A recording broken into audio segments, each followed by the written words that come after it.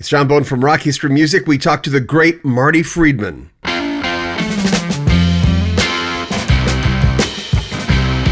Before he became a guitar god in the land of the rising sun, Marty Friedman was just a kid from Washington, D.C., obsessed with exotic scales, speed, and melody. Born in 1962, he picked up the guitar in his teens and quickly developed a distinctive neoclassical metal style, one that turned heads in the underground scene. By the mid-'80s, he co-founded Cacophony with shred legend Jason Becker. Jason would later be diagnosed with Lou Gehrig's disease at just 20 years old. They released two cult favorite albums, and Friedman would quickly get a reputation as a virtuoso with soul. But it was in 1990 that Friedman's life changed forever when he joined Megadeth. It was just in time to help craft the band's thrash metal masterpiece, Rust in Peace, their fourth studio album. His fluid melodic solos were perfect counterbalance for Dave Mustaine's snarling riffs. And of course, the fans took notice. Over the next decade, Friedman was part of the band's golden era, recording landmark albums including Countdown to Extinction in '92, Euthanasia 2 years later, Cryptic Writings in 1997, and Risk in 1999. Each album kind of took the band in new directions, from politically charged anthems to tunes that sounded like they were ready for radio. And Friedman's guitar playing was always at the emotional core. But behind the scenes, tensions simmered. Friedman grew frustrated with the band's more commercial direction, and by 2000, he made a bold and surprising move. He quit Megadeth and kind of stepped away from the metal spotlight. Instead, he went east, literally. Locating to Japan, Friedman reinvented himself, becoming a celebrity on Japanese TV. A solo artist experimenting with different types of music and cultural bridges between East and West. Sometimes fans in the West wondered where he had gone. But Friedman was becoming a household name in a country thousands of miles away. Today, Marty Friedman is more than just a shredder. He's really a fearless musical explorer who truly followed his instincts, and this guy never looked back. His new album is called Drama, and we're talking about the tracks with Marty Friedman on Rock History Music. Going through the sequencing of the album, by the way, very good sequencing on this album. I like the hills and valleys, and that's what we grew up with, right? Power, melodic, I can do this. You have said many times that you can't have too much knowledge. When did you get that? When did you know? Because you started at 14, seriously. When did you know you wanted to press that button, see what that does? Where did that come from? That's interesting. That was actually a quote from my very first guitar teacher, and I really didn't get a whole lot from him, except one time I asked, do I really need to learn this? Do I really need to learn that? There was a lot of things I wasn't interested in, and certain things I was interested in, and things I wasn't interested in. But when you're a kid, you don't know what you need to learn. He said, well, if you learn other things, it can never be bad. You can never have too much knowledge. You don't need to know certain things, but it never can hurt. So I kind of always agree with that. You know, there's never too much knowledge, but growing older and getting more experience, I realized that it's better to gather the knowledge that you want to complete your goals than it is to have all this unnecessary knowledge and things that aren't going to do you any good. It's just going to take up valuable data in your brain, valuable real estate, so to speak.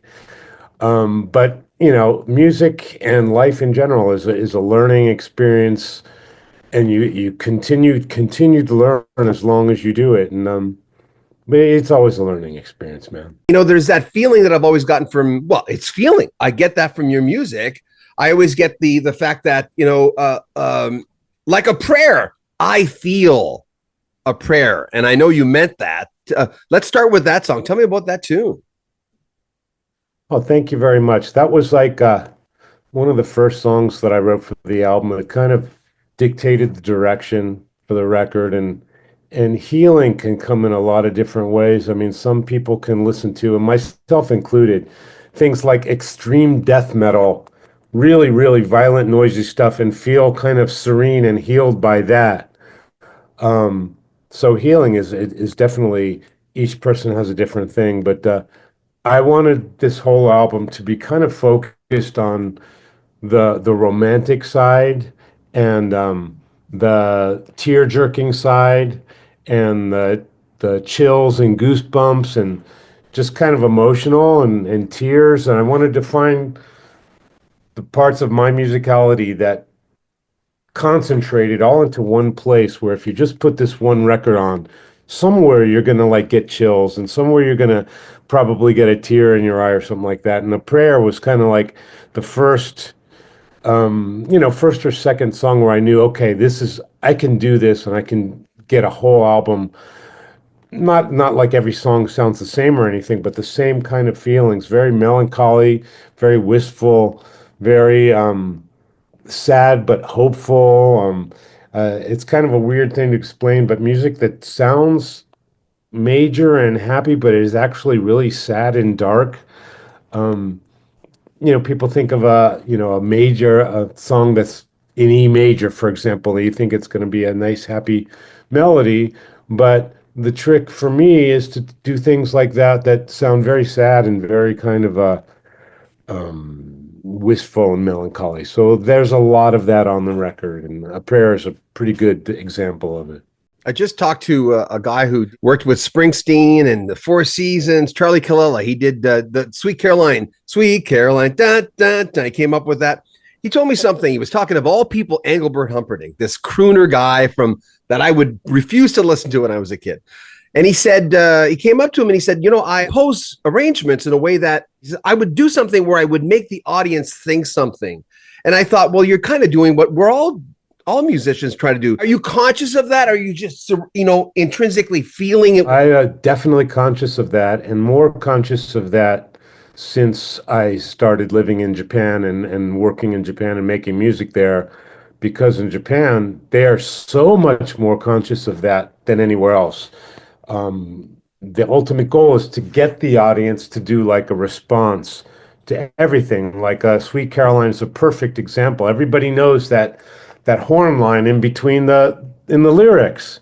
Sweet Caroline, dan dan dan. That is what you call in Japanese ainote, which means it's kind of like someone sings and then someone else does a clap along with it in between the lyrics. And in English, I guess you would say call and response.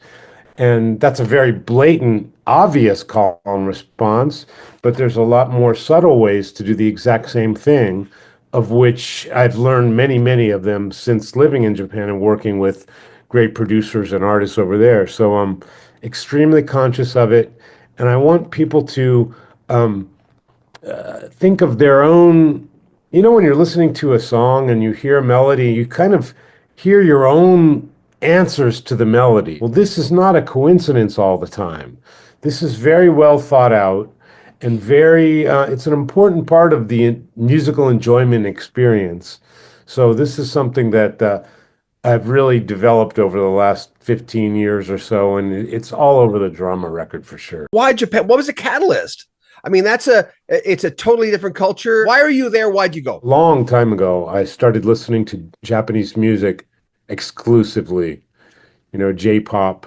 J-pop sounds very poppy, but within that, there can be extremely heavy music, extremely wide variety of genres fit into the J-pop umbrella, so to speak. And I just fell in love with it.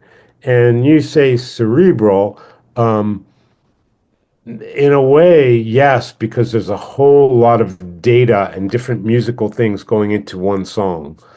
Whereas in like Western pop music, America, maybe Canada, it's very kind of simple and repetitive and open and there's not too much to digest.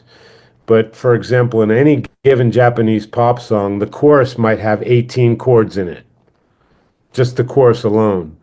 And they're kind of, maybe sort of expensive chords, not your basic A, E, G, F sharp minor. There's little substitutions and semi-jazz things in there.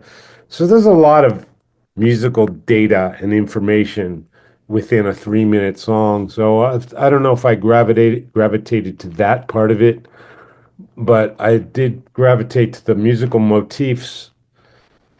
I just liked them. It was just something that fit with me. So many different guitars used on this record, and each melody, each solo, each guitar part was very, very well thought out. Not necessarily, well, of course, on my part, but also on the part of the guitar technician, because um, I would play a guitar part and I say, "This is what I'm going to play." And the technician would go, "Okay, for this, you need this guitar and this amp. Let's give it a try."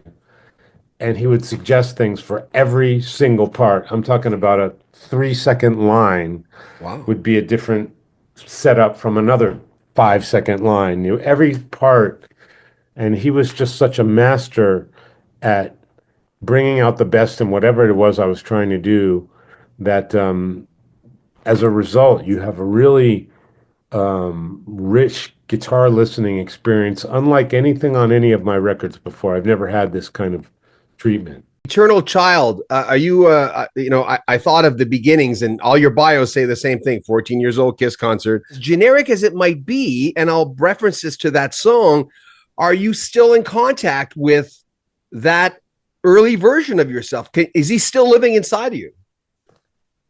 That's the only person who's left. I'm the only, yeah, I haven't changed. I've done the same exact thing since I was 14 to now. Play music and play music and just think about schoolboy stuff, chicks and stuff like that. There's really nothing changed. Literally nothing has changed mentally. Of course, I've gained a ton of experience, but I'm just basically doing the same thing that I did then, only hopefully much better. And yeah, I'm very, very much in touch with that. And hopefully, the music video that I shot for Eternal Child kind of shows that. Yeah. Because I think not only myself, but a lot of musicians who are, I call them lifers, all they do is music forever,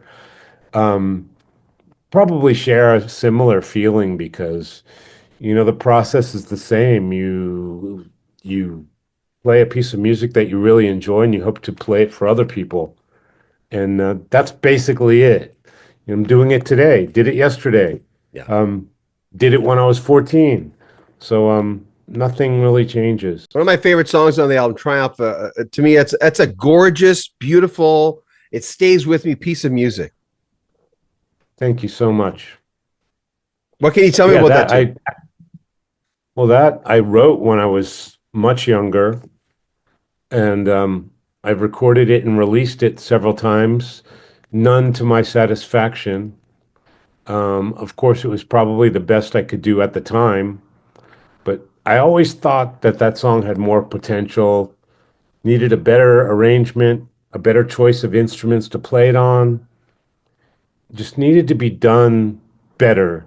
But what is exactly better? And I've always struggled with that and trying to, work with other people, other arrangers, orchestras, other instruments, pianos, violins, cellos, whatever.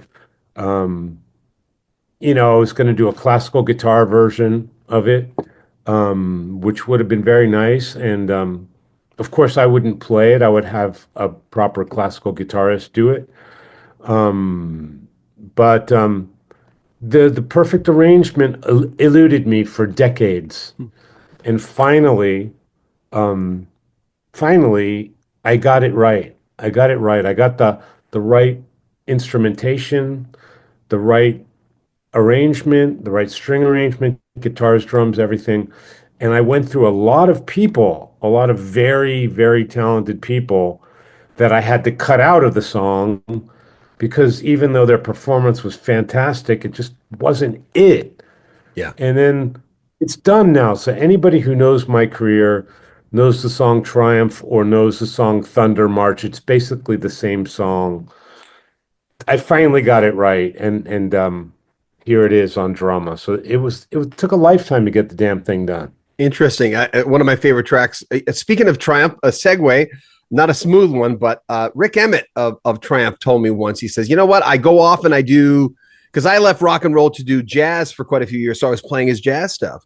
And he told me something. He says, "You know what? After a while, if you do it well and you really mean it, I went off into he went off into jazz, started doing different things. Went even did some new age stuff, and I was involved in that format as well for a while. But he said, they kind of followed me, not all of them, but the people who, like I preferenced a while ago, the people who are curious about when you press a button, those guys, they followed me down. And you've done so much in your career. What about, how do you look at your fans? Because a lot of them have stayed with you. Well, I think that was a pretty good segue with Triumph. That was pretty good one. Go Canada. Um, yeah, my fans, they put up with a lot of stuff because, you never know what they found me from. You never know what they like me from. And Yeah. I've pretty much 100% only done exactly what I want to do. So I never really kind of pandered to what I thought the fans would like. I knew that anything that I do is going to delight some people, and maybe some people are going to say, well, it's not for me. But I'm fine with that. That's the expense of having the luxury of doing exactly what I want. And I think that's what's kept me happy to play music for all these years.